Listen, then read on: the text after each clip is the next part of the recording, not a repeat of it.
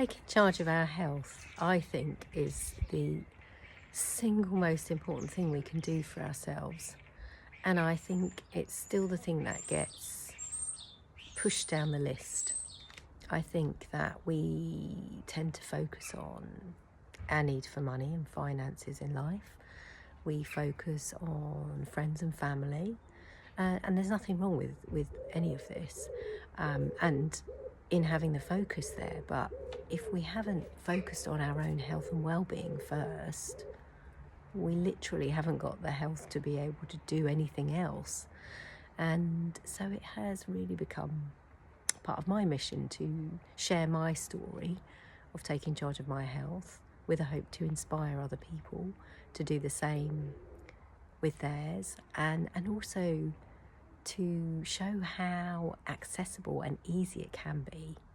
You know, it doesn't have to be a mind-blowing crisis, which is what I went through to get me to connect with my body and pay more attention. It doesn't have to be like that. In fact, preferably it shouldn't be like that, so that you start to tune in before it comes to crisis point. And it can be as simple as when you wake up in the morning, because I don't see health and well-being as just your physical health. When I talk about taking charge of our health, I'm thinking of our minds, our hearts, and our lives. So it's the whole shebang. But it can be as simple as when you wake up in the morning, clocking what is going on in your head. Literally, as you come to, what are the first thoughts that appear in your head? And do you want them? You know, I think we tend to wake up, rise up, jump out of bed, pick up our phones, scroll through social media, put the radio on, put the television on, start talking to everyone else before we have even connected with our own body. And I think even if one has just 5 minutes to make that connection before doing any of those other things, that makes a big difference to the day. If I feel like I don't have time to sit down and meditate, I will close my eyes for 5 minutes. I'll either do it when I wake up, or I'll get out of bed and go and sit somewhere and do it for 5 minutes. And just doing that for 5 minutes makes a complete difference as to how the rest of the day goes, even if it's just 5 minutes. Normally I would prefer to spend longer, but if I feel my brain going, oh, we haven't got time, then I go, I've got 5 minutes. Everybody's got 5 minutes.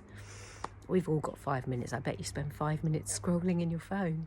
I bet you spend 5 minutes on social media. So that's 5 minutes you can take back to put into your own chips in the health bank, looking after your own body.